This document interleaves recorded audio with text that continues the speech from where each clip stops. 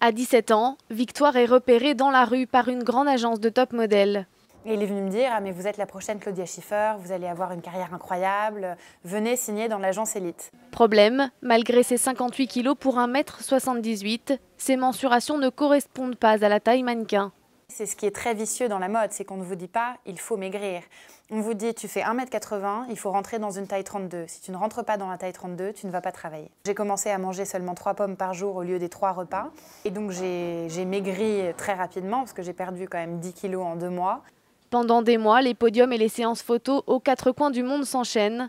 La jeune femme fait alors 47 kilos, le poids idéal pour les maisons de couture, un poids correspondant à un état de famine, selon l'Organisation mondiale de la santé.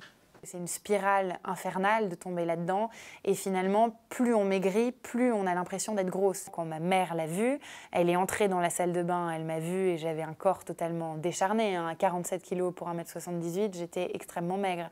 Et elle est tombée par terre en pleurant, en me disant « mais t'es d'une maigre, enfin tu vas mourir, on dirait que tu sors d'un camp ».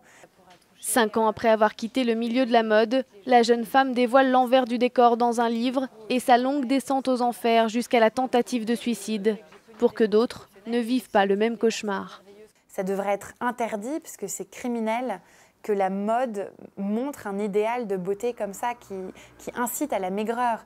Ça crée des maladies. Enfin, je veux dire, l'anorexie mentale, c'est une maladie sérieuse. C'est une maladie grave qui amène à la mort, qui crée des séquelles de santé absolument monstrueuses. Agences de mannequins et créateurs refusent de s'exprimer sur le sujet.